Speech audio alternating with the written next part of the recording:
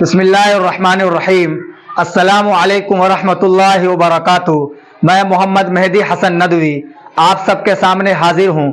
بہار board matric Urdu مضمون کے جو 15 نمبر کے کوشچن ہیں، 5 نمبری، جن کو آپ 5 نمبری کہتے ہیں، یعنی ایک سوال 5 نمبر کا ہوتا ہے، ان میں جو 2025 میں آنے والے سوالات ہیں اور بہت ہی وی آئی کوشچن ہے، بہت ہی اہم سوالات ہیں، ویری امپورٹنٹ ہے۔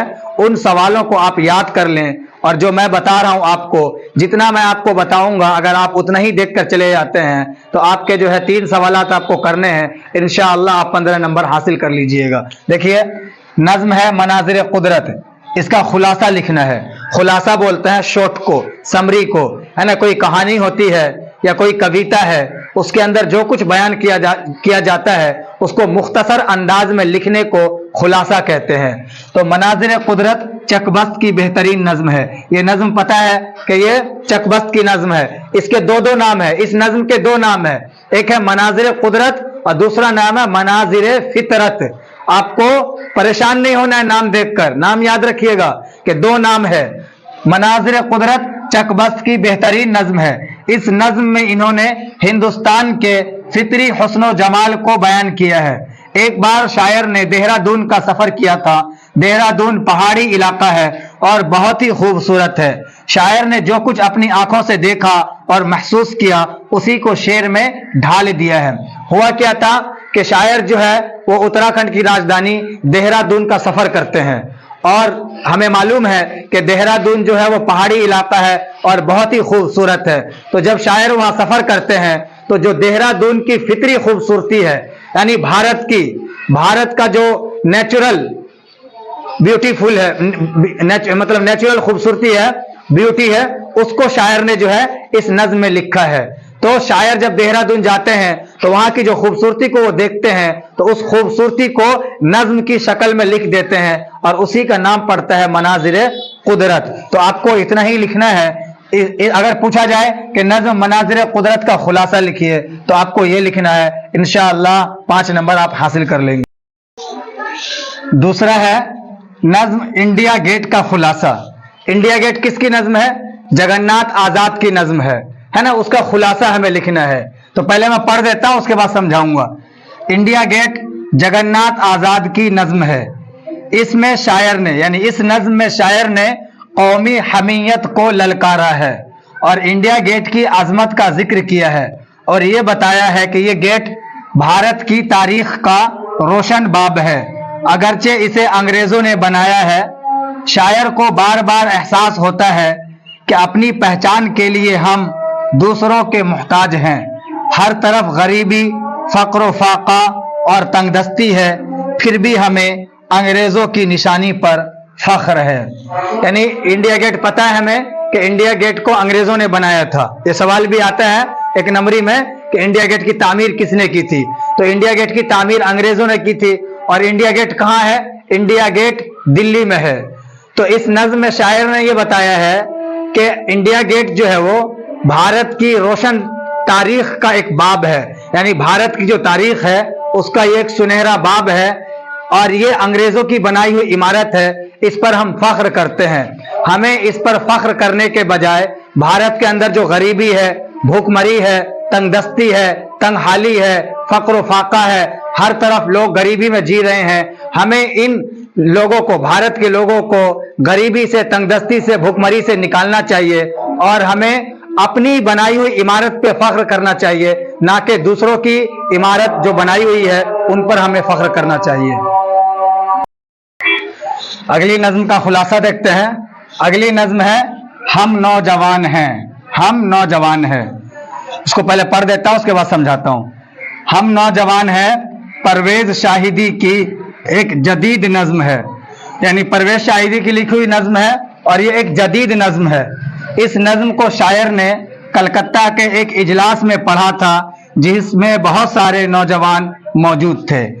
کلکتہ شہر کے اندر ایک جلسہ ہوا تھا، اجلاس، نوجوانوں کا اجلاس تھا، ہے نا۔ نوجوانوں کی بڑی تعداد وہاں موجود تھی۔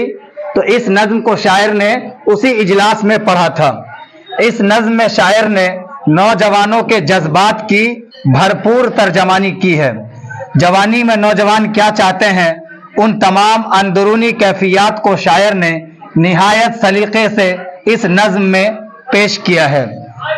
जैसा कि नज्म का नाम ही है हम नौजवान है, यानी नौजवानी के अंदर जब इंसान रहता है तो नौजवान क्या चाहते हैं। नौजवानों के अंदर एक जोश होता है, एक वलवला होता है। नौजवान चाहते हैं कि हम दुनिया को बदल देंगे, इनकलाब लेकर आएंगे। तो शायर ने उनके अंदरूनी कैफियत को इस नज्म में जो है बयान किया है और कहा है कि अगर नौजवान चाहें तो क्या नहीं कर सकते हैं। नौजवानों ने ही सारी दुनिया में इनकलाब पैदा किया है। तो शायर ने नौजवानों को उभारा है कि अपने अंदर एक इनकलाब पैदा करे, अपने अंदर एक अलग दुनिया बनाए और उस दुनिया के जरिए जो है सारी दुनिया को बदलने की कोशिश करे। जिस तरह एक बच्चा होता है, छोटा बच्चा, कि जो उसको पसंद आ जाए उसको पाने के लिए वो जिद करने लगता है, रोने लगता है। ऐसे ही नौजवानों की कैफियत होती है नौजवानी में, कि जब नौजवान कुछ करने की सोचते हैं तो वो करने की जो है मुकम्मल कोशिश करते हैं। उसी नज्म का इन्हीं तमाम ख्यालात को जिस नज्म में बयान किया है उस नज्म का नाम है हम नौजवान हैं। की एक आजाद नज्म है। इस नज्म में शायर ने क्या बताया है, जैसे नाम से पता चल रहा है, बिजली का खंबा। खंबा क्या होता है, पोल जो होता है ना उसको खंबा बोलते हैं, है ना। पुराने जमाने में क्या था, लोग अंधेरों में रहते थे, हर तरफ अंधेरा ही अंधेरा होता था। रात में लोग डिबिया जलाते थे, मोमबत्ती जलाते थे पढ़ाई वगैरह करने के लिए, है ना। मोबाइल वगैरह का जमाना नहीं था, इतनी तरक्की नहीं हुई थी। आज साइंस ने इतनी तरक्की की है कि आज आपको सफर करना हो तो हवाई जहाज है, रेल है, बस है ना। मोबाइल टेक्नोलॉजी इतनी बढ़ गई है, कंप्यूटर का जमाना है, सारी दुनिया एक हो गई है। तो साइंस की तरक्की इतनी है कि आज लोग हैरत में है, हर तरह की सुविधा लोग को मौजूद है। लेकिन पुराने जमाने में क्या था, साइंस ने तरक्की नहीं की थी तो लोग अंधेरों में रहते थे, लेकिन बुराइयां कम थी। और आज के जमाने में क्या है, बुराइयां आम है, हर तरफ बुराई है, लोग भाई भाई को नहीं पहचानता है, इतनी मतलब बुराइयां हो गई है। तो शायर ने यही बताया है कि जिस जमाने में बिजली का खंबा नहीं था, यानी लोग अंधेरों में रहते थे, साइंस ने तरक्की नहीं की थी, उस जमाने में लोग जो थे उनके अखलाक अच्छे थे, लोगों में भाईचारा था, लोगों में प्यार मोहब्बत, लोगों में जो है नफरत, अदावत, बुग़्ज़, हसद, कीना नहीं था। लेकिन आज के जमाने में क्या है कि साइंस ने तरक्की की है, हर तरफ रोशनी है, लेकिन हम एक दूसरे से जलते हैं, एक दूसरे से हसद करते हैं, एक दूसरे को गिराने की कोशिश करते हैं। तो इन सब चीजों को शायर ने जो है इस नज्म में बताया है कि साइंसी इजादात पर रोशनी डाला है और कहा है कि साइंस की तमाम तरक्कियों के बावजूद समाज में अखलाकी गिरावट आई है। अखलाकी गिरावट यानी इंसान का अखलाक बिगड़ गया है, कम हुआ है। जिस जमाने में बिजली नहीं थी उस जमाने में लोग अच्छे थे, शरीफ थे, लेकिन आज बहुत ज्यादा तरक्की है, लेकिन बुराइयां आम है, बुराइयां बहुत ज्यादा हो चुकी है। अगली नज्म है नज्म खड़ा डिनर का खुलासा। खड़ा डिनर, डिनर हम सब जानते हैं, डिनर बोलते हैं किसको, रात के खाने को डिनर कहते हैं, दोपहर के खाने को लंच कहते हैं और सुबह के खाने को ब्रेकफास्ट कहते हैं। तो नज्म का नाम है खड़ा डिनर, यानी रात में जो खड़े होकर खाते हैं वो। यहां मतलब वो नहीं है, ये तो डिनर खाने को यहां पे मुराद लिया शायर ने। खड़ा डिनर यानी खड़े होकर खाने का तरीका। और ये नज्म किसकी है, सैयद मोहम्मद जाफरी की नज्म है। तो इस नज्म को पहले हम पढ़ते हैं, इसका खुलासा, उसके बाद मैं आपको समझाता हूं। खड़ा डिनर सैयद मोहम्मद जाफरी की एक मजाहिया नज्म है। मजाहिया नज्म उस नज्म को कहते हैं जिसमें किसी चीज का मजाक उड़ाया गया हो, जिसमें इन्होंने बोफे डिनर का मजाक उड़ाया है। आज लोग शादी ब्याह में, जलसा जुलूस में जानवरों की तरह खड़े होकर खाना खाते हैं और बहुत ज्यादा खाना बर्बाद हो जाता है। खाने का यह तरीका मगरिबी तहजीब से आया है और यह हमारी तहजीब के बिल्कुल खिलाफ है। इस नज्म में शायर ने शादी ब्याह में, जलसा जुलूस में या दावत वगैरह में हमने देखा होगा कि लोग क्या है, लाइन में लगकर हाथ में प्लेट लेकर खड़े होकर खाना खाते हैं। ये क्या है, मगरिबी तहजीब, वेस्टर्न सिविलाइजेशन है ये। हमारी तहजीब संस्कृति क्या है, इस्लाम की तहजीब है بیٹھ کر کھانا، دسترخوان بچھایا جائے، ہاتھ وغیرہ دھو کر اچھی طرح سے کھانا وہاں رکھا جائے، اور اس کے بعد جو ہے نا جتنا کھانے کی ضرورت ہو اتنا کھانا لیا جائے اور اس طرح کھایا جائے۔ یہ اسلامی طریقہ ہوا، مسلمانوں کا طریقہ ہوا، قرآن و حدیث کا طریقہ ہوا۔ لیکن آج مسلمان قرآن و حدیث کو بھول کر مغربی تہذیب پر عمل کرتے ہیں، اور جس میں کتنا سارا کھانا برباد ہوتا ہے۔ ذرا آپ سوچئے کہ بڑی بڑی شادی پارٹی میں جتنا کھانا برباد ہوتا ہے اتنے میں تو غریب لوگوں کی غریبی مٹ سکتی ہے۔ آج سوسائٹی کے اندر، سماج کے اندر ایسے لوگ ہیں جن کو اچھا کھانا نصیب نہیں ہوتا ہے نا، جو بھوکے سوتے ہیں۔ لیکن ایک وہ لوگ ہیں جہاں لوگ بھوکے سو رہے ہیں، اور ایک ہم لوگ ہیں جہاں کھانا برباد ہوتا ہے، کھانا بیکار جاتا ہے۔ اسلام نے اس طریقے کو منع کیا ہے، اور اسلام کا جو طریقہ ہے ہم مسلمانوں کو اس طریقے کو اپنانا چاہیے۔ تو شاعر نے بوفے ڈنر کا مذاق اڑایا ہے، اور کھڑے ہو کر جو لوگ کھاتے ہیں اس پر طنز کیا ہے، اس کو نشانہ بنایا ہے، اور اسلامی طریقے کو اپنانے کی دعوت دی ہے۔ تو یہ نظم ہے کھڑا ڈنر، اس کا خلاصہ امید ہے کہ آپ سب کو سمجھ میں آ گیا ہوگا۔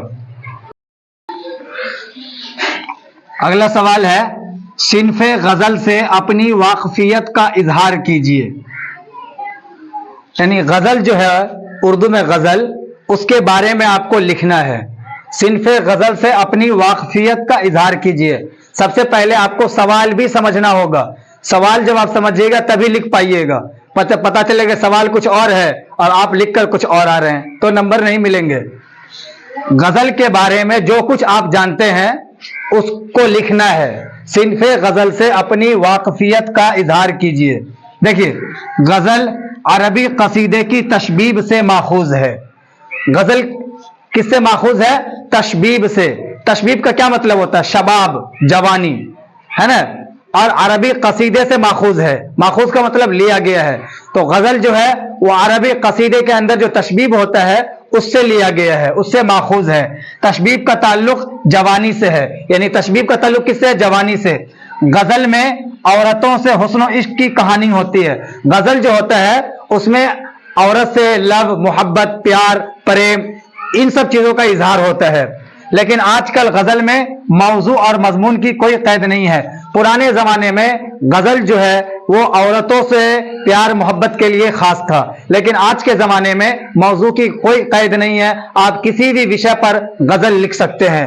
غزل کا پہلا شعر مطلع کہلاتا ہے۔ غزل کا جو پہلا شعر ہوتا ہے وہ شعر مطلع کہلاتا ہے، اور آخری شعر مقطع کہلاتا ہے۔ جس غزل میں ردیف نہ ہو اسے غیر مردف کہتے ہیں۔ اردو میں آزاد غزل کا تجربہ کیا گیا لیکن یہ تجربہ ناکام ہو گیا۔ اردو میں کیا ہے؟ آزاد غزل کا تجربہ ناکام رہا ہے۔ اردو غزل شمال میں ولی دکنی کے ذریعے پہنچی۔ اردو غزل کے چند شعراء یہ ہیں: اقبال، فیض احمد فیض، فراق گورکھپوری، احمد فراز، عرفان صدیقی اور پروین شاکر وغیرہ۔ اب اس کو سمجھ لیجئے، غزل کیا ہے؟ غزل کے لفظی معنی ہوتے ہیں عورتوں سے بات کرنا۔ تو غزل جو ہے وہ عربی قصیدے کی تشبیب سے لیا گیا ہے، اور اس کا تعلق جوانی سے ہے۔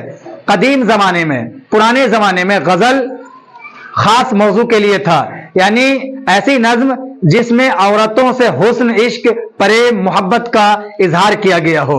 لیکن آج جدید زمانے میں غزل میں موضوع کی کوئی قید نہیں ہے، آپ کسی بھی موضوع پر غزل لکھ سکتے ہیں۔ غزل کا پہلا شعر مطلع کہلاتا ہے، آخری شعر مقطع کہلاتا ہے۔ اور شمال میں جو ہے اردو غزل ولی دکنی کے ذریعے پہنچی۔ شمال میں کس شاعر کے ذریعے غزل پہنچی؟ ولی دکنی کے ذریعے۔ اور اردو غزل کے چند شعراء کے نام جیسے علامہ اقبال ہے، فیض احمد فیض ہے نا، فراق گورکھپوری ہے، احمد فراز ہے، عرفان صدیقی ہے اور پروین شاکر ہے۔ یہ سب کیا ہے؟ غزل کے شاعر ہیں۔ یہ سب غزل کے شاعر ہیں۔ اگلا ہے، صنف مرثیہ سے اپنی تفصیلی واقفیت کا اظہار کیجیے۔ مرثیہ کے بارے میں جو کچھ آپ کو پتا ہے اس کو تفصیل کے ساتھ لکھنا ہے، ڈیٹیل میں لکھنا ہے۔ سوال کا مطلب ہوا کہ مرثیہ کے اوپر آپ کو جو کچھ بھی معلوم ہے اس کو ڈیٹیل میں لکھیے۔ چلیے دیکھتے ہیں۔ مرثیہ عربی لفظ رثا سے بنا ہے۔ مرثیہ عربی زبان کا شبد ہے، عربی زبان، عربی بھاشا، عربک لینگویج کا شبد ہے، وہاں سے لیا گیا ہے۔ اور کس سے؟ رسا، رسا کا مطلب ہوتا ہے رونا دھونا ماتم کرنا۔ تو مرثیہ وہ نظم جو کسی کی موت پر کہی جائے، وہ نظم جو کسی کی موت پر کہی جائے اسے مرثیہ کہتے ہیں۔ مرثیہ جو ہے وہ حضرت امام حسین رضی اللہ عنہ اور کربلا کے میدان میں جو لوگ شہید ہو گئے تھے، شہداء کربلا، ان کے لیے مرثیہ خاص ہے۔ اس کے علاوہ کسی عام انسان کی موت پر جو مرثیہ لکھا جاتا ہے اس مرثیہ کو شخصی مرثیہ کہا جاتا ہے۔ مرثیہ کے اجزائے ترکیبی کیا ہے وہ نیچے بیان کیے گئے ہیں، میں پڑھ دیتا ہوں۔ مرثیہ عربی لفظ رسا سے بنا ہے جس کے معنی رونے اور ماتم کرنے کے ہیں۔ مرثیہ، ایک تو مرثیہ عربی زبان کا شبد ہے، نکلا ہے رسا سے، رسا سے مشتق ہے اور اس کے معنی ہوتے ہیں رونے دھونے ماتم کرنے۔ مرثیہ کس نظم کو کہتے ہیں؟ تو مرثیہ اس نظم کو کہتے ہیں جو کسی کی موت پر کہی جائے۔ اردو شاعری میں یہ صنف حضرت امام حسین رضی اللہ عنہ اور شہداء کربلا کے لیے خاص ہے۔ آپ کو پتہ ہے حضرت امام حسین رضی اللہ عنہ آپ صلی اللہ علیہ وسلم کے نواسے ہیں اور ان کو کربلا کے میدان میں اور ان کے ساتھ ان کے ساتھیوں کو شہید کر دیا گیا تھا۔ تو مرثیہ جو ہے انہی لوگوں کے لیے لکھا جاتا ہے، انہی لوگوں کے لیے خاص ہے۔ ان کے علاوہ باقی لوگوں کی موت پر جو نظم کہی جائے اسے شخصی مرثیہ کا نام دیا جاتا ہے۔ مرثیہ کسی اور انسان پر بھی لکھ سکتے ہیں لیکن نام الگ ہو جاتا ہے، اس کو بولتے ہیں شخصی مرثیہ۔ شخصی مرثیہ، مرثیہ کے اجزائے ترکیبی: چہرہ، رخصت، آمد، سراپا، رجز، جنگ، جنگ، شہادت، بین، اردو مرثیہ کے اجزائے ترکیبی ہیں۔ یہ بھی سوال پوچھ سکتا ہے اتنا ہی، صرف 5 نمبری میں کبھی کبھی اتنا بھی پوچھا جاتا ہے کہ اردو مرثیہ کے اجزائے ترکیبی بتائیے۔ یہ سوال بھی 5 نمبر کا پوچھا گیا ہے، اردو مرثیہ کے اجزائے ترکیبی بتائیے۔ تو اردو مرثیہ کے اجزائے ترکیبی کیا ہے؟ چہرہ، رخصت، آمد، سراپا، رجز، جنگ، شہادت، بین، یہ اردو مرثیہ کے اجزائے ترکیبی ہے۔ تو امید ہے کہ آپ کو مرثیہ کے بارے میں جو ہے سمجھ میں آ گیا ہوگا کہ اردو میں جو ہے مرثیہ کس طرح لکھا جاتا ہے اور کیا کہا جاتا ہے۔ اگلا ہے صنف مثنوی سے اپنی واقفیت کا اظہار کیجیے، یعنی مثنوی کے بارے میں لکھنا ہے آپ کو، ہے نا۔ غزل بتا دیا میں نے آپ کو، اردو غزل، پھر مرثیہ بتا دیا، اب اس کے بعد میں مثنوی بتا رہا ہوں۔ مثنوی، مثنوی کیا ہے؟ عربی زبان کا لفظ ہے۔ مثنوی عربی بھاشا کا شبد ہے، عربی لفظ ہے، اس کے معنی دو دو کے ہوتے ہیں، دو دو۔ اس میں ہر شعر کے دونوں مصرے ہم قافیہ ہوتے ہیں، ہر شعر کے دونوں مصرے ہم قافیہ ہوتے ہیں۔ اس صنف کو عرب میں زیادہ شہرت نہیں ملی، یعنی یہ عربی زبان کا شبد تو ہے لیکن عرب میں اس کو زیادہ شہرت نہیں ملی۔ زیادہ شہرت کہاں ملی اس کو؟ فارسی زبان میں، بلکہ یہ فارسی زبان کی دین ہے۔ فارسی مثنویوں کو اردو کے مقابلے زیادہ شہرت ملی، جیسے شاہ نامہ فردوسی ہے نا، سکندر نظامی، بوستان خیال سکندر نظامی کی، ہے نا۔ اردو مثنوی نگاروں میں مرزا شوق، دیا شنکر نسیم، غلام حمدانی مصحفی، ملا وجہی قابل ذکر ہیں۔ آپ کو اتنا ہی لکھنا ہے بس مثنوی کے اوپر، انشاءاللہ 5 نمبر انہی میں حاصل کر لیجئے گا اگر پوچھا گیا تو۔ اگلا ہے زہر عشق۔ زہر عشق مثنوی ہے، شوق لکھنوی کی مثنوی ہے۔ اس کا ہم خلاصہ پڑھتے ہیں، یہاں لکھا ہوا ہے، پہلے میں پڑھ دیتا ہوں اس کے بعد میں آپ کو سمجھا دیتا ہوں۔ زہر عشق شوق لکھنوی کی مشہور و معروف مثنوی ہے۔ اس مثنوی میں شوق نے ایک سوداگر کی لڑکی کا ذکر کیا ہے۔ مثنوی نگار نے یہ بتایا ہے کہ اس کے پڑوس میں ایک سوداگر کا گھر تھا، وہ دولت مند اور بڑا تاجر تھا۔ اس کی ایک لڑکی تھی جو بہت ہی خوبصورت اور پڑھی لکھی تھی۔ اسے شعر گوئی کا بھی شوق تھا۔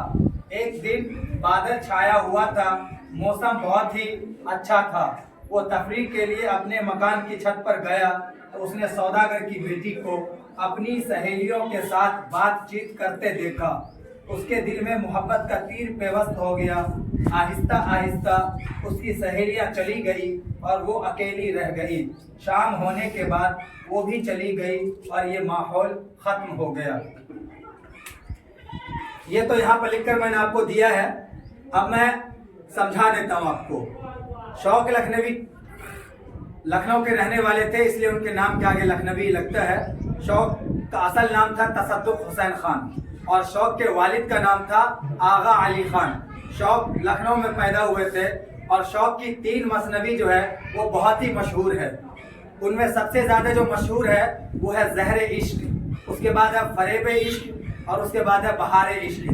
زہر عشق، فریب عشق، بہار عشق، یہ تینوں مثنویاں شوق لکھنوی کی لکھی ہوئی ہے. یہاں پر ہم زہر عشق کا خلاصہ پڑھیں گے. زہر عشق جو ہے وہ شوق کی ایسی مثنوی ہے جس نے شوق کو اردو ادب کی دنیا میں بہت ہی زیادہ شہرت دلائی. ہوا یوں تھا کہ ایک سوداگر تھا اور وہ سوداگر جو تھا وہ بہت ہی دولت مند اور کاروباری تھا. اس ٹکلو کو بولا یہیں پر رہنے کے لیے، دیکھ خراب ہو گیا نا.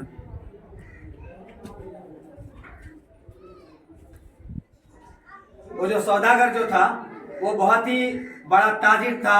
اس کے پاس روپیہ پیسہ بہت تھا، دولت مند تھا. اس کی ایک بیٹی تھی اور وہ بیٹی بہت ہی حسین و جمیل خوبصورت تھی، پڑھائی لکھائی میں بھی بہت اچھی تھی. اس کے علاوہ شعر گوئی کا بھی اسے شوق تھا. ایک دن ہوتا یوں ہے کہ وہ چھت پر جو ہے نا جاتی ہے. آسمان میں بادل چھایا رہتا ہے اور موسم سہانا رہتا ہے. تو جب بادل آسمان پہ چھایا ہوا ہو اور موسم سہانا ہو تو سب جو ہے تفریح کے لیے چھت پر جاتے ہیں اپنے گھر کی چھت پر. تو وہ بھی اپنی سہیلیوں کے ساتھ چھت پر گئی تھی اور جو شاعر ہے وہ بھی اس وقت جو ہے چھت پر گیا. تو اس کی نظر جو ہے وہ سوداگر کی لڑکی پر پڑ جاتی ہے اور نظر پڑتے جو ہے سوداگر کی لڑکی اس کو پسند آتی ہے اور اس کے دل میں جو ہے عشق و محبت اس کے لیے پیدا ہو جاتی ہے. وہ محبت اس سے کرنے لگتا ہے، محبت کا تیر اس کے دل میں پیوست ہو جاتا ہے اور اس کے بعد وہ اس کو تکتا رہتا ہے، اس کو دیکھتا رہتا ہے اور سوداگر کی لڑکی بھی اس کو دیکھتی رہتی ہے.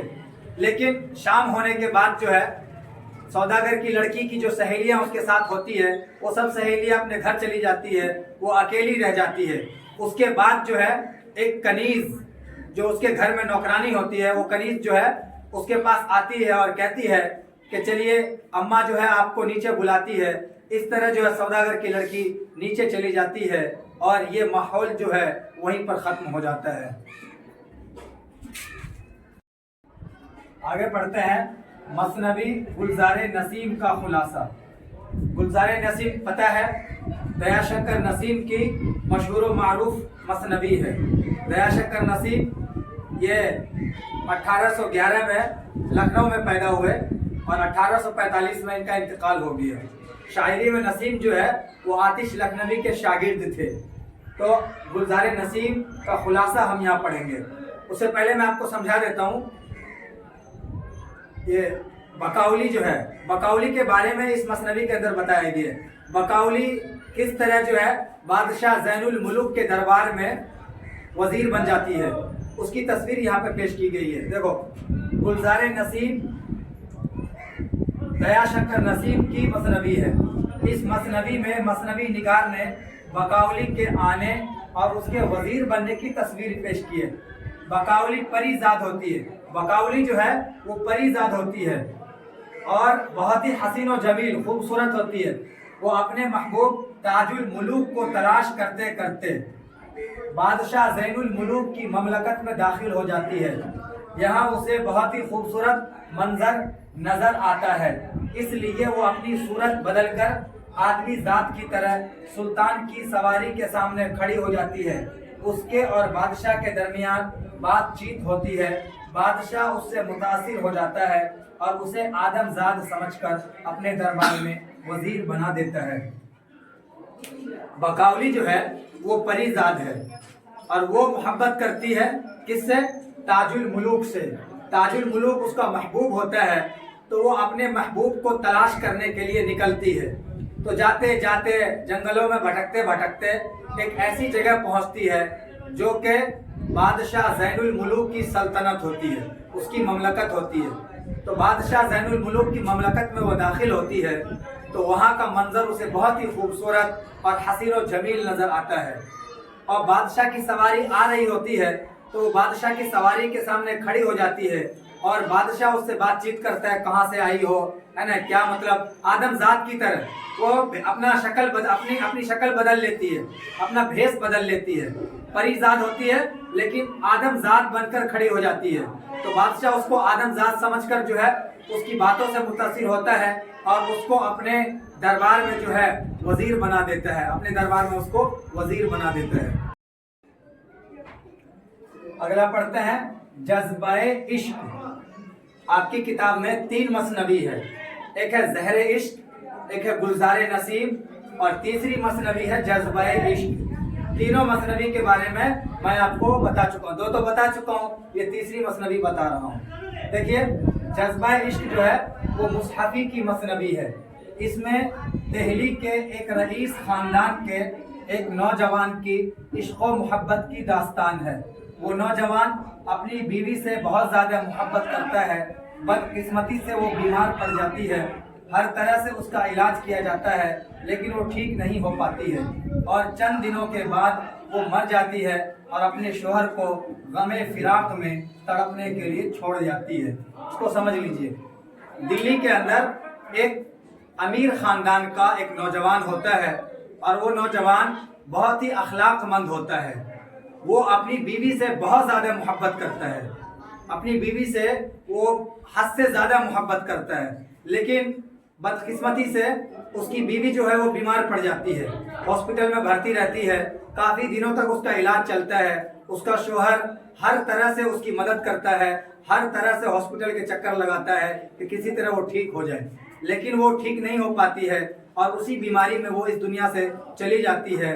और उसका जो शोहर होता है वो उसकी जुदाई में गम बर्दाश्त करता हुआ ज़िंदगी गुजारता है। तो इस मसनवी के अंदर जो है उसी नौजवान जो दिल्ली के अंदर अमीर ख़ानदान का नौजवान है, उसी नौजवान की इश्क़ व मोहब्बत की दास्तान बयान की गई है। 5 जुमलों में लिखिए। ये सवाल भी पूछा जाता है, हम्द किसे कहते हैं, 5 जुमलों में लिखिए। तो 5 जुमलों में आपको हम्द के बारे में लिखना है। ये लिख दिया है मैंने, 5 जुमले से ज़्यादा ही है तो 5 जुमले में भी लिख सकते हैं आप, इतना भी लिख सकते हैं।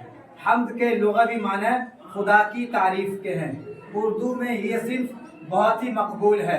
हम्द उस नज़्म को कहते हैं जिसमें अल्लाह की तारीफ़ बयान की जाए, चूँकि खुदा के नाम से किसी काम का आगाज़ करना मुतबर्रक समझा जाता है, इसलिए बिला तफरीक़ मज़हब व मिल्लत, बिला तफरीक़ मज़हब व मिल्लत हर बड़े और छोटे शायर ने हम्द कही है।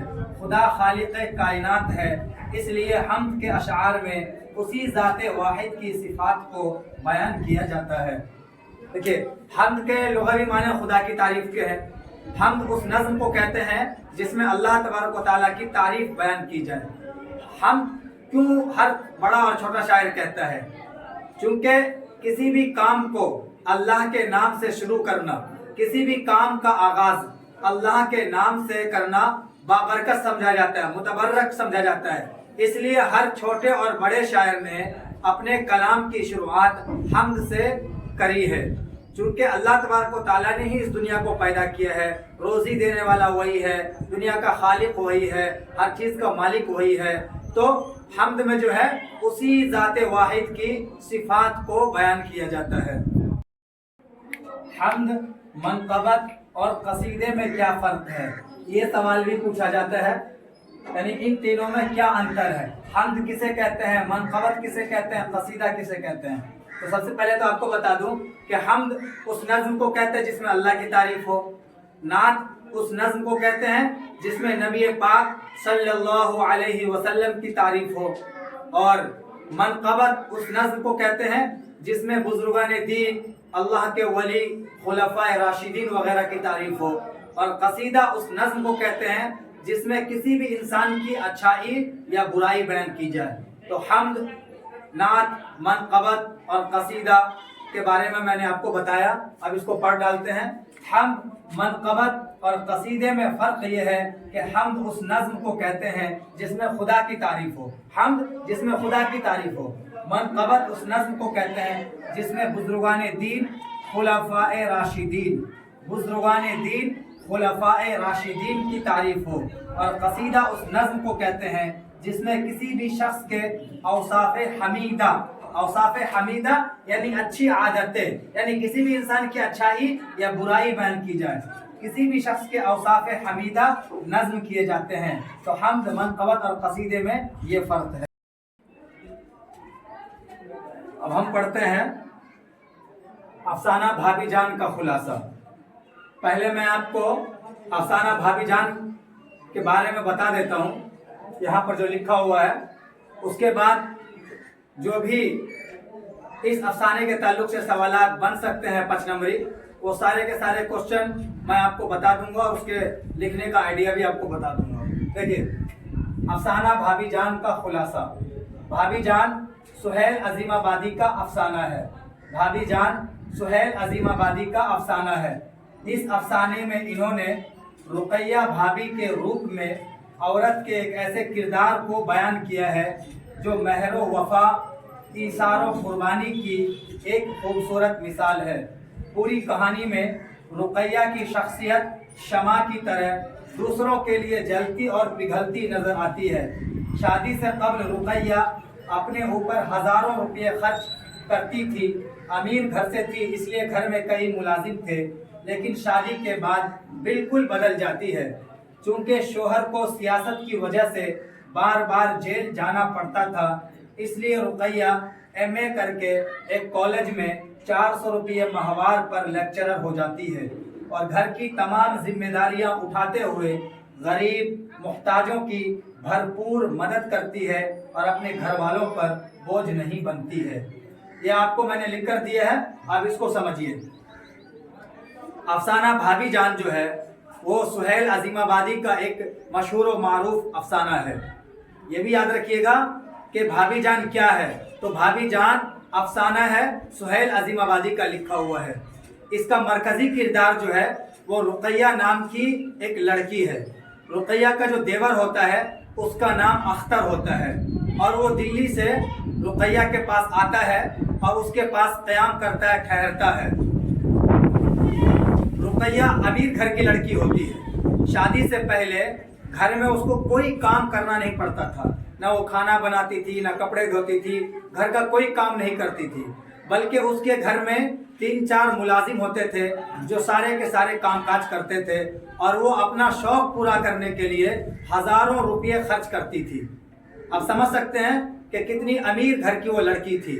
لیکن رقیہ کی جب شادی ہو جاتی ہے تو شادی جس لڑکے سے ہوتی ہے ان کو سیاست کا شوق ہوتا ہے، راجنیتی کا شوق ہوتا ہے، اور وہ غریب لوگوں کی آواز اٹھاتے ہیں جس کی وجہ سے ان کو بار بار جیل جانا پڑتا ہے۔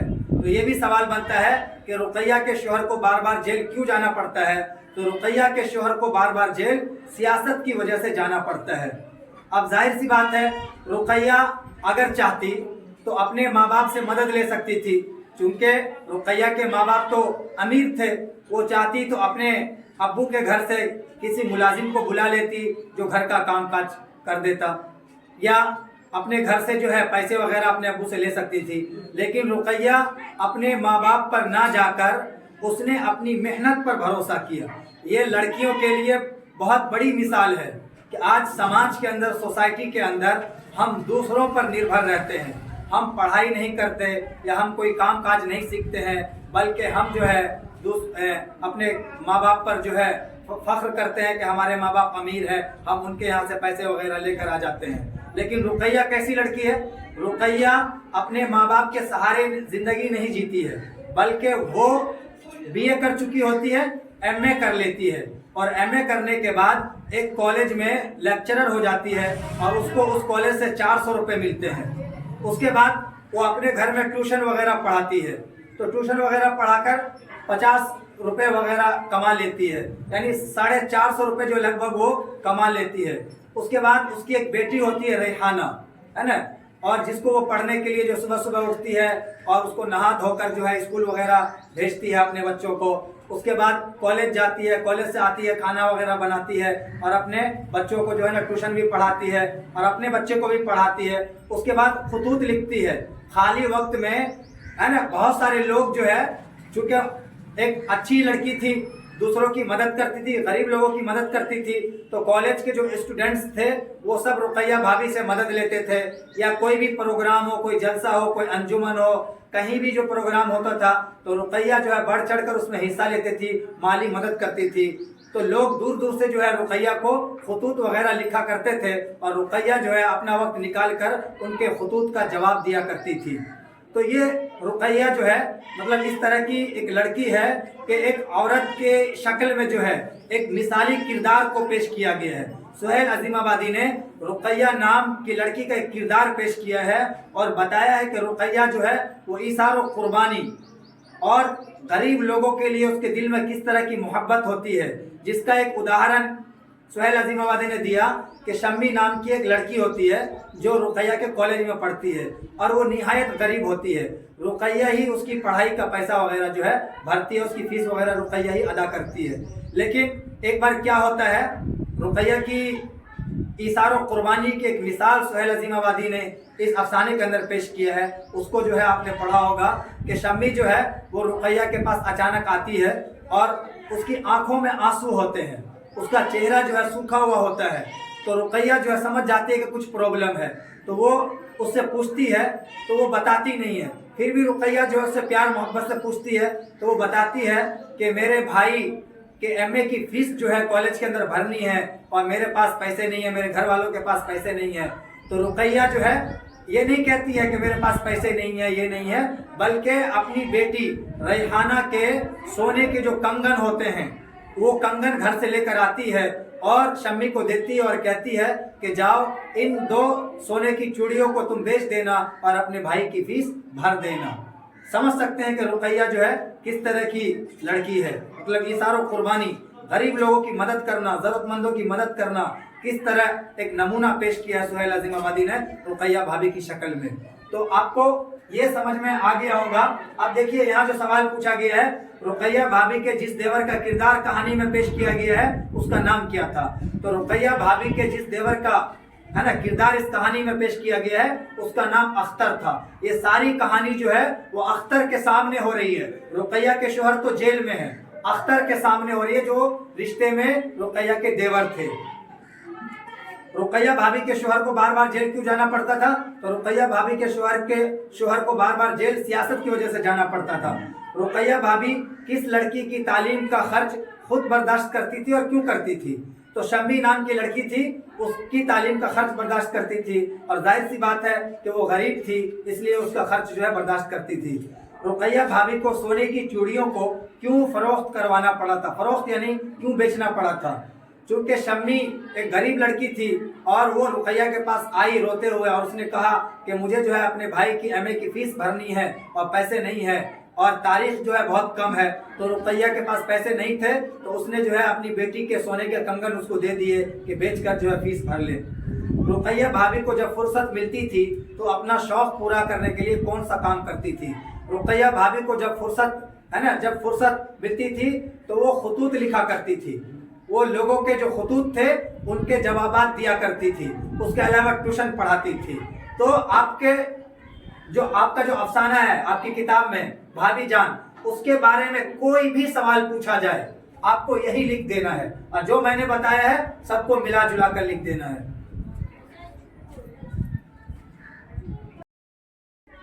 اگلا پڑھتے ہیں افسانہ فرار کا خلاصہ. افسانہ فرار پہلے پڑھ دیتا ہوں میں اس کو, اس کے بعد سمجھا دیتا ہوں. افسانہ فرار سید محمد محسن کا نفسیاتی نوعیت کا افسانہ ہے. اس کا مرکزی کردار محمود نام کا ایک نوجوان ہے جو حصول تعلیم میں لگا رہتا ہے اور ایک مثالی زندگی گزارتا ہے جو ایک اچھے طالب علم کی پہچان ہوتی ہے. لیکن اس کے ساتھی اسے سیر و تفریح کے لیے اکساتے ہیں اور وہ بھی تفریح کی طرف مائل ہو جاتا ہے. چونکہ وہ اپنی ماں کی سخت مزاجی, بد کلامی اور مردوں پر بیجا حکمرانی کی وجہ سے دماغی الجھن کا شکار رہتا ہے, इसलिए वो औरतों से दूर भागता है और हर रिश्ते से दूरी इख्तियार करता है। आखिर में जुबैदा नाम की लड़की से शादी करता है, लेकिन औरतों से घबरा कर वो इस दिवाजी जिंदगी से दूर भागता है। अफसाना फरार जो है वो सैयद मोहम्मद मोहसिन का नफ्सियाती नौइयत का अफसाना है। नफ्सियाती नौइयत का मतलब होता है साइकोलॉजिकल, यानी जिसका कोई असर पड़े, साइकोलॉजिकल। तो सैयद मोहम्मद मोहसिन ने इस अफसाने को लिखा है। इसका मरकजी किरदार जो है वो महमूद नाम का एक नौजवान है। कौन है? महमूद नाम का एक नौजवान होता है, और वो घर के अंदर उसकी जो माँ होती है ना, वो बहुत बदमिजाज होती है, बहुत बद कलाम होती है। उसके बाप पर बेजा हुक्मरानी करती है, चिल्लाती है, चीखती है। उसके अम्मी जो है उसके अब्बू को डांट डपट करती रहती है। तो महमूद चूंकि बच्चा रहता है तो वो अपनी माँ को अपने घर के अंदर देखता है, तो उसके दिमाग पर ये सारी चीजें बैठ जाती है। उसके बाद जब महमूद जो है 10 साल का होता है तो ये यतीम हो जाता है। तो वो उसके बाद जो है अपने मामू के पास चला जाता है। क्योंकि मामू भी उसके कोई बहुत अमीर नहीं होते हैं, वो कहाँ से उसको पाल पोस सकते थे। तो मामू जो है वो उसको हॉस्टल में भेज देते हैं, और वो महमूद हॉस्टल में रहता है। तो यही कहा कि हॉस्टल में वो तालीम हासिल करने में लगा रहता है, तालीम हासिल करता रहता है, लड़कियों से बिल्कुल दूरी बनाकर रखता है ना। अफसाना के अंदर आपने पढ़ा होगा, अजीम नाम का उसका एक दोस्त होता है ना, जो उसको चिढ़ाता है कि यार तुम्हारे सीने में दिल नहीं, लकड़ी का टुकड़ा है जिस पर बिजली तक का असर नहीं होता, है ना। खालिदा नाम की एक लड़की होती है जो क्लास में उसको तकती रहती है। तो अजीम जो है उसका दोस्त होता है, वो उसको खालिदा के नाम से चिढ़ाता है। एक दिन महमूद जो है अपने दोस्तों के साथ घूमने फिरने के लिए निकल जाता है, लेकिन उसको जो है ना सैर व तफरी में उतना दिमाग उसका उधर जाता नहीं है, और वो वापस आ जाता है। हॉस्टल में पढ़ाई लिखाई करता है, पढ़ाई लिखाई करके वो डिप्टी कलेक्टर बन जाता है। इसी बीच में उसके कई सारे रिश्ते आते हैं, लेकिन वो हर रिश्ते को इनकार कर देता है। क्यों? क्योंकि वो लड़कियों से नफरत करता था, वो लड़कियों से डरता था, है ना। चूंकि अपनी माँ को देखा था कि उसकी माँ जो है किस तरह उसके बाप पर बेजा हुक्मरानी करती थी, तो वो अपनी माँ की वजह से हर लड़की को दिमाग में बिठा लिया था कि हर लड़की ऐसा ही होती है, जबकि ऐसा कुछ नहीं है। लेकिन उसके बाद उसके आखिर में बिल्कुल एक रिश्ता आता है। जुबैदा नाम की लड़की होती है, और जुबैदा से उसकी शादी होती है, और शादी वाली रात में वो जनान खाने में जाता है अंदर, और वहीं पर जो है वो बेहोश हो जाता है, और वो इस दिवाजी जिंदगी से दूर भागता है, तो यह फरीजा अंजाम नहीं दे पाता है। तो ये अफसाना फरार जो है वो सैयद मोहम्मद मोहसिन का नफ्सियाती नौइयत का अफसाना है, जो महमूद नाम का एक नौजवान है, उसके बारे में बताया गया है कि वो किस तरह जो है अपनी माँ को अपने घर के अंदर देखता है, और किस तरह वो तालीम हासिल करता है, लड़कियों से दूर भागता है। आखिर में डिप्टी कलेक्टर बनकर जुबैदा नाम की लड़की से उसकी शादी होती है, लेकिन वहां भी वो लड़कियों से दूर भागता है। उम्मीद है कि आपको ये समझ में आ गया होगा, तो पेपर में लिखने में आसानी रहेगी। ठीक है, देखिए, कटी हुई शाख, पहले इसको समझते हैं। शाख किसको बोलते हैं? शाख बोलते हैं किसी पेड़ की टहनी को। कोई पेड़ है ना, उसके अंदर जो टहनियां है उसको उर्दू में शाख कहा जाता है, शाख। ठीक है, ब्रांच। अब कटी हुई शाख का मतलब हुआ कि ऐसी टहनी जिसको हमने पेड़ से काट दिया हो। अब जाहिर सी बात है कि जब हम टहनी को पेड़ से काट देंगे तो टहनी की खूबसूरती खत्म हो जाएगी। टहनी की खूबसूरती कब है? जब वो पेड़ के साथ लगी रहे। तो आज का जो इंसान है ना, वो रुपया तो खूब कमा रहा है, साइंस ने बहुत ज्यादा तरक्की की है। आज एक जगह से इंसान दूसरी जगह रुपया पैसा कमाने के लिए जाता है।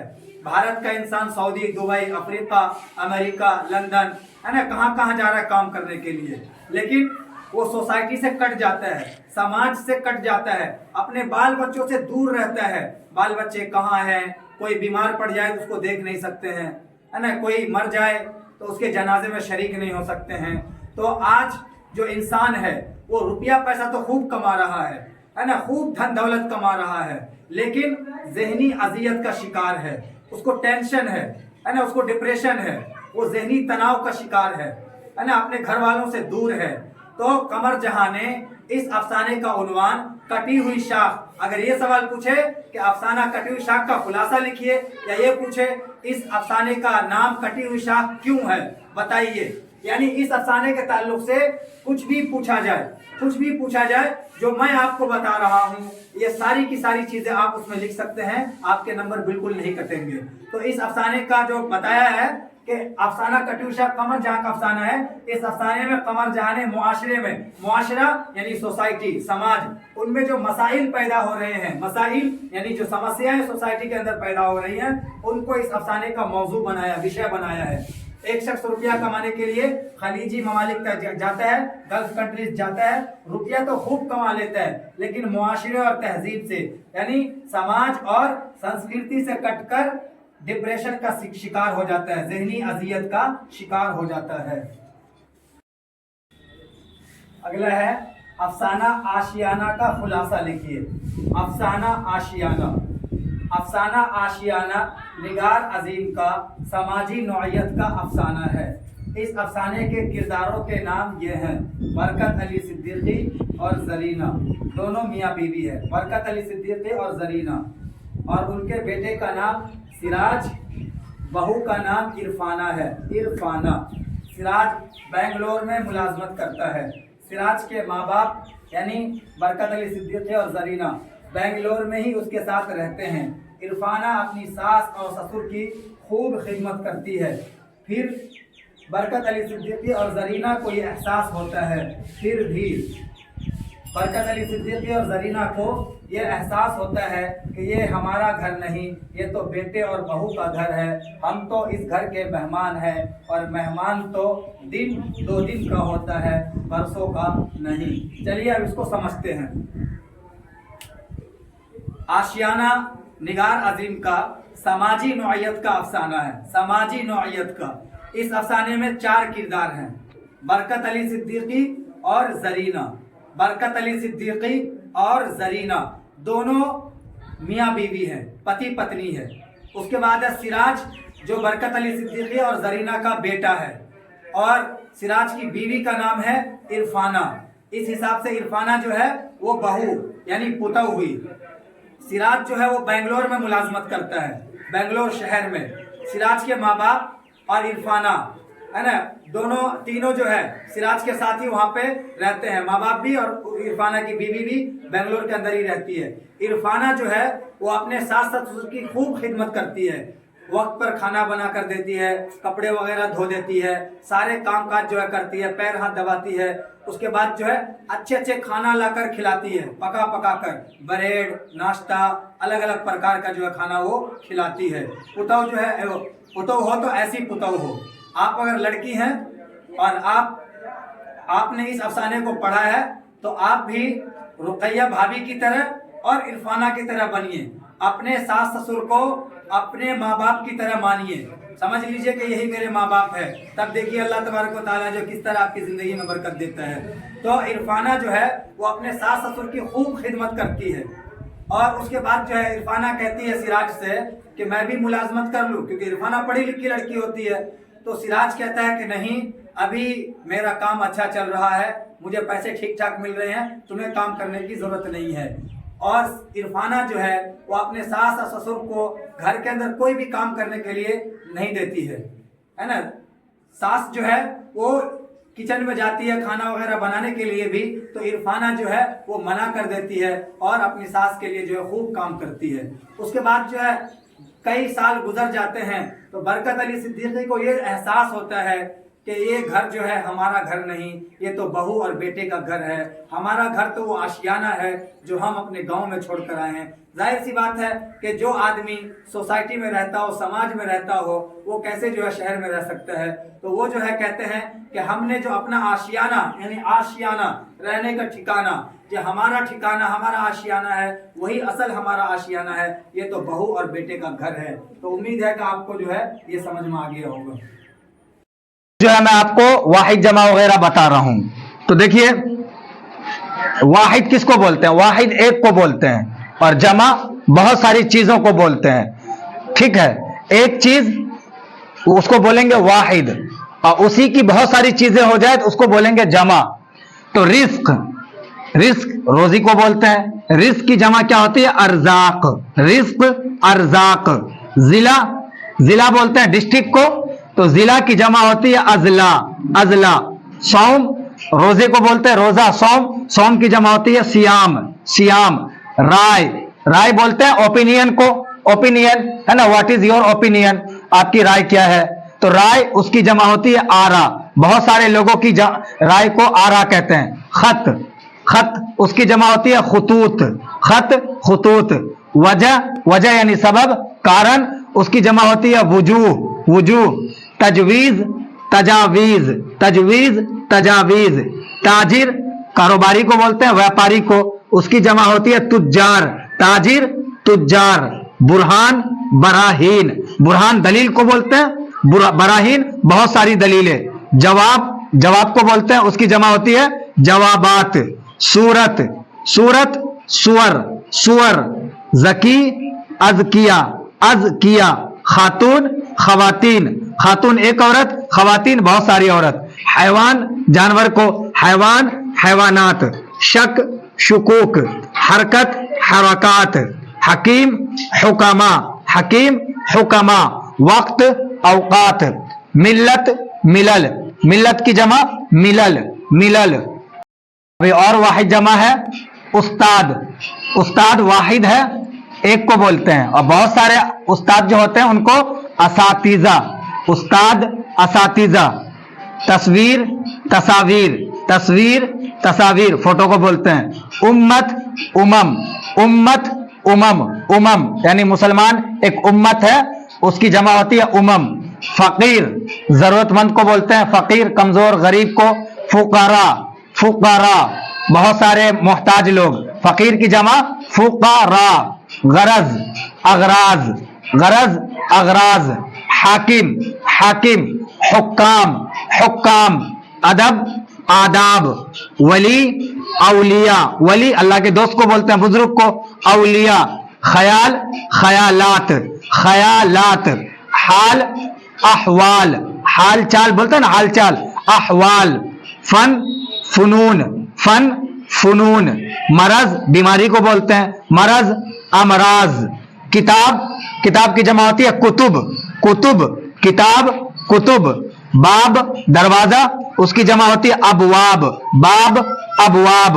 कौल, अकवाल, कौल बोलते हैं कहावत को, कहने को। कौल, ये किसका कौल है ना, ये अल्लाह के रसूल सल्लल्लाहु अलैहि वसल्लम का कौल है।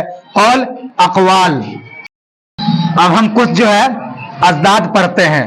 जिद, जिद उल्टे को बोलते हैं, यानी ऐसे अल्फाज जो एक दूसरे के उल्टे हो, है ना, उसको बोलते हैं अजदाद। जैसे लड़का, लड़की बिल्कुल अलग अलग है, लड़का, लड़की, मर्द, औरत एक दूसरे के उल्टे हैं। तो ऐसे अल्फाज जो एक दूसरे के बिल्कुल उल्टे हो उनको जिद यानी अजदाद कहा जाता है।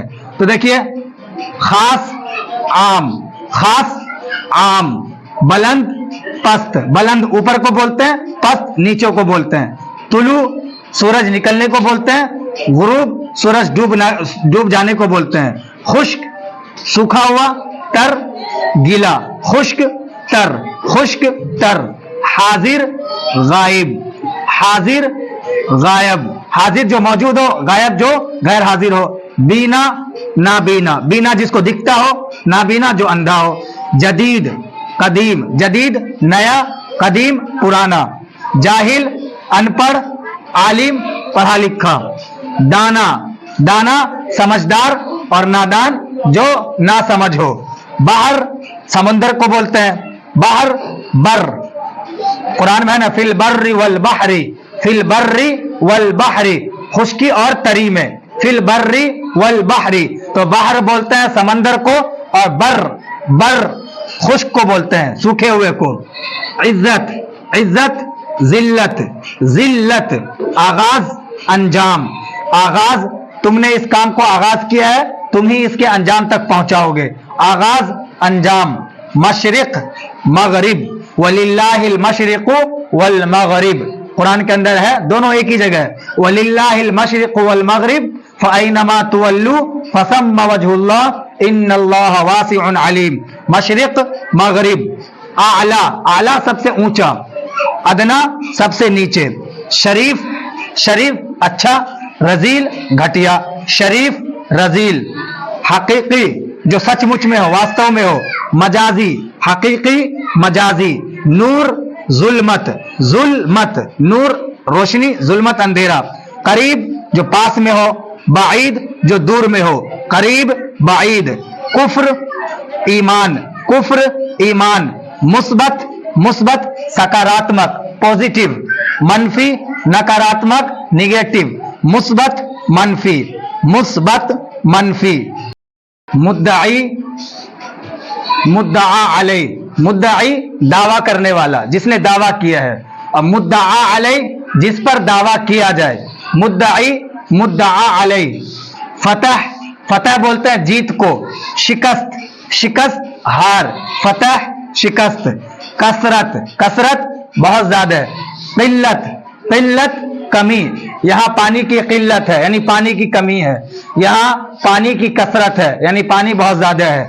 زحمت زحمت دکھ تکلیف, رحمت یہ اللہ کی رحمت ہے, تم میرے لیے زحمت ہو, تم میرے لیے زحمت ہو یعنی پریشانی کا کارن ہو, روز شب شب بولتے ہیں رات کو, جیسے ابھی آئیے نا شب برات, شب شب یعنی رات, روز دن روز شب, عزیز پیارا عزیز, ذلیل جو گھٹیا ہو, خلوت خلوت تنہائی میں اکیلے میں, جلوت سب کے سامنے, سخی جو خرچ کرنے والا ہو, بخیل کنجوس, سخی بخیل, مومن ایمان لانے والا, کافر انکار کرنے والا, ارض ارض دھرتی کو بولتے ہیں زمین کو, سما آسمان, ارض و سما ارض سما, علم علم بولتے ہیں جانکاری کو نالج کو, جہل جہل جاہلیت نہ جاننے کو بولتے ہیں جہل, علم جہل, بقا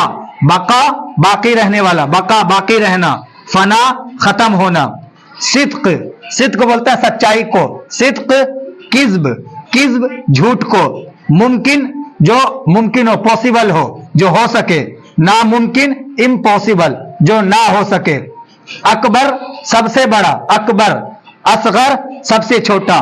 تو یہ آپ کو میں نے میٹرک اور انٹر دونوں کے لیے جو ہے اردو گرامر کے جو کوشچن آتے ہیں ان تمام کوشچنوں کی میں نے آپ کو تیاری کرائی ہے. آپ ان تمام کوشچنوں کو اچھی طرح سے دیکھیے, 35 سے 40 نمبر کا کوشچن بننے والا, 35 سے 40 سوالات آپ کے ان سے ٹکرائیں گے. آپ ان سب کو اچھی طرح سے یاد کر لیجئے, دماغ میں بٹھا لیجئے. اور اس کے بعد ایک میں نے چھوڑ دیا ہے ابھی مذکر, اور دوسرا چھوڑا ہے میں نے مؤنث. یہ اس لیے چھوڑ دیا, مذکر بولتے ہیں میل کو اور مؤنث بولتے ہیں فیمیل کو, اس لیے چھوڑ دیا کہ جو بہار کے بچے ہیں وہ عام طور پر یہ کر نہیں پائیں گے اس میں. کیوں؟ کیونکہ مذکر مؤنث جو ہے نا یہ آپ رٹ نہیں سکتے ہیں, یہ کہنے کی چیز ہے. جیسے روٹی پک رہی ہے, تو روٹی پک رہی ہے, پک رہی سے پتہ چلتا ہے کہ یہ مؤنث ہے نا. وہ آ رہا ہے, وہ آ رہا ہے, اس سے پتہ چلتا ہے کہ وہ مذکر ہے. یہ میرا موبائل ہے, یہ میرا موبائل ہے, تو میرا کیا ہے مذکر ہے. یہ میری کتاب ہے, میری, تو میری سے پتہ چل رہا ہے کہ کتاب مؤنث ہے. تو بہار کے بچے جو ہے عام طور پر ان کی زبان میں جو ہے مذکر اور مؤنث کا امتیاز نہیں ہوتا ہے. تو آپ سے میں یہی گزارش کروں گا کہ آپ مذکر اور مؤنث والا سوال نہ کریں. اگر آپ گاؤں دیہات کے علاقے سے آتے ہیں تو اس سوال کو آپ نہ کریں, کیونکہ آپ کا یہ سوال تقریباً 90% غلط چلا جائے گا. اس کے علاوہ 100 سوال ہے, آپ کو 50 کرنے ہیں. تو جو میں نے آپ کو یہ سب سوالات دیے ہیں نا, اور جو کتاب کے سوالات ہیں میرے ویڈیو میں جا کر دیکھیے, بالکل A to Z آنے والے سوالات ہیں. آپ انہی سوالوں کی تیاری کیجئے, انشاءاللہ 100 میں سے 50 آپ کے بالکل صحیح جائیں گے. اس کے بعد آپ سے درخواست ہے کہ آپ میرے چینل کو سبسکرائب کریں, کمنٹ کریں. آپ جتنا کمنٹ کریں گے یوٹیوب ہے ویڈیو کو اتنا وائرل کرے گا. باکس میں جا کے کمنٹ کریں, لائک کریں, کیونکہ میں آپ کے لیے بہت محنت سے یہ سب تیار کر رہا ہوں, اور میں اردو کی خدمت کے لیے ہی یہ سب کر رہا ہوں. تو آپ ویڈیو میں جا کے کمنٹ کریں گے, لائک کریں گے, شیئر کریں گے, تو آپ کی محنت سے جو ہے میرا ویڈیو وائرل ہوگا, لوگ دیکھیں گے, تو میں بھی آپ کا شکر گزار رہوں گا, اور اللہ تبارک و تعالیٰ بھی جو ہے آپ کے احسان کا بدلہ جو ہے وہ آپ کو دے گا. السلام علیکم ورحمۃ اللہ وبرکاتہ. یہ اس سے پہلے تو میں نے آپ کو خلاصے بتائے ہیں, किताब के अंदर से जो सवालात पूछे जाते हैं 5 नंबरी। उसके बाद बिहार बोर्ड में मुहावरात भी पूछे जाते हैं। 5 नंबर में हो सकता है कि आपको 12-13 मुहावरात देंगे और उसमें से आपको 5 लिखना होगा। 10 मुहावरात नंबर वाइज आपको दिया जाएगा, जिसमें से आपको 5 जो है जुमलों में इस्तेमाल करना होगा, यानी जुमले बनाकर आपको वहां पर लिखने होंगे। तो 5 आप करेंगे, 1 नंबर का होगा। तो मैं आपको यहाँ पर कुछ मुहावरात जो है इस्तेमाल करके दे देता हूँ। देखिए, आफताब को चिराग दिखाना। आफताब सूरज को बोलते हैं और चिराग डिबिया को बोलते हैं। आफताब की यानी सूरज की रोशनी पूरी दुनिया में है और चिराग की रोशनी बहुत छोटी होती है। तो आफताब को चिराग दिखाना है ना, इसको ऐसे इस्तेमाल करेंगे। जैद आफताब को चिराग दिखा रहा है ना, वो आफताब को चिराग दिखाता है ना, तुम आफताब को चिराग दिखा रहे हो। आंख भर आना, नंबर 2 पे क्या है? आंख भर आना, यानी आंखों में आंसू आ जाना। उसकी मुसीबत सुनकर मेरी आंखें भर आई, उसकी मुसीबत सुनकर मेरी आंखें भर आई। आपको ऐसे इस्तेमाल करना है। उन 10 में से जो है 5 आपको इस्तेमाल करने होंगे, 10 के 10 नहीं इस्तेमाल करने हैं। उन 10 में से जो आपको आसान लगे है ना, उन 5 को इस्तेमाल करना है। और मैं आपको यहाँ पे जो मुहावरा दूंगा उन्हीं में से आते हैं। ये मेरा तजर्बा है, 10 सालों का तजर्बा है। आप देख लीजिएगा कि मेरे लिखे हुए जो है पेपर में आते हैं या नहीं आते हैं। आंख बिछाना, आंख बिछाना का मतलब होता है किसी का इंतजार करना। तुम्हारे लिए मैंने आंखें बिछा दी है, यानी तुम्हारे आने से पहले मैं बेसब्री से तुम्हारा इंतजार कर रहा हूं। तुम्हारे लिए मैंने आंखें बिछा दी हैं। आंख का तारा होना, आंख का तारा होना, बहुत प्यारा होना। वो मेरी आंखों का तारा है, वो मेरी आंखों का तारा है। अपना उल्लू सीधा करना, अपना उल्लू सीधा करना यानी अपना फायदा निकालना, मतलब निकालना। हर कोई अपना उल्लू सीधा कर रहा है, यानी आज की दुनिया में हर कोई जो है अपना फायदा चाहता है। आब आब होना, आप बोलते हैं पानी को, आब आब होना, पानी पानी हो जाना। वो मारे शर्म के आब आब हो गया, वो मारे शर्म के आब आब हो गया। आस्तीन का सांप होना, आस्तीन का सांप होना यानी आप जिस पे भरोसा करते हैं वही आपको डस ले, है ना, तो वो तुम्हारी आस्तीन का सांप है, यानी वो तुम्हारे साथ रह रहकर तुम्हारी जड़ों को काट रहा है, वो तुम्हारी आस्तीन का सांप है। आपे से बाहर होना यानी कंट्रोल में ना रहना, गुस्से पर काबू रखो और आपे से बाहर मत हुओ। आंख दिखाना, मुझे आंख मत दिखाओ, यानी किसी को डराना, मुझे आंख मत दिखाओ। आंखें ठंडी होना, उसे देखकर मेरी आंखें ठंडी हो गई, यानी मुझे सब्र आ गया। आंखें ठंडी होना, उसे देखकर मेरी आंखें ठंडी हो गई। उंगली उठाना, किसी पर सोच समझकर उंगली उठाओ। इल्जाम लगाना, खून खौलना, तुम्हारी बातों से मेरा खून खौल जाता है, यानी तुम्हारी बातें सुनकर मुझे मेरा खून गर्म हो जाता है, तुम्हारी बातों से मेरा खून खौल जाता है। ख्याली पुलाव पकाना, ख्याली पुलाव पकाना यानी बिना मेहनत किए हुए, है ना, लंबी लंबी सोचना। मेहनत करो, सिर्फ ख्याली पुलाव मत पकाओ। मेहनत करोगे तब कुछ मिलेगा, सिर्फ सो कर जो है सोचने से कुछ नहीं मिलेगा। मेहनत करो, सिर्फ ख्याली पुलाव मत पकाओ। बेड़ा उठाना, बेड़ा उठाना यानी किसी की जिम्मेदारी उठाना। मैंने उसकी परवरिश का बेड़ा उठाया है। पानी फिरना, पानी फिरना यानी कोई काम बेकार चला जाना। मेरी सारी मेहनत पर पानी फिर गया। जले पर नमक छिड़कना, जले पर नमक छिड़कना यानी किसी को और तकलीफ देना। जले पर नमक मत छिड़को, जले पर नमक मत छिड़को। सर से कफन बांधना यानी बिना डरे जो है किसी के सामने जाना। हम सब सर पर कफन बांध कर आए हैं, हम सब सर पर कफन बांध कर आए हैं, सर से कफन बांध कर आए हैं। दिन को तारे नजर आना, है ना, ऐसा मारूंगा कि दिन में ही तारे नजर आ जाएंगे। तारा कब नजर आता है? रात में, है ना, तो ऐसा मारूंगा कि दिन में ही तारे नजर आ जाएंगे। आगे है नाक में दम करना, नाक में दम करना यानी किसी को परेशान कर देना। उसने मेरी नाक में दम कर दिया है, उसने मेरी नाक में दम कर दिया है। मैदान मारना, हामिद ने मैदान मार लिया है। मैदान मारना यानी जीत जाना। हामिद ने मैदान मार लिया है। नाक कटना, नाक कटना, तुम्हारी वजह से मेरी नाक कट गई, यानी इज्जत चली गई, तुम्हारी वजह से मेरी नाक कट गई।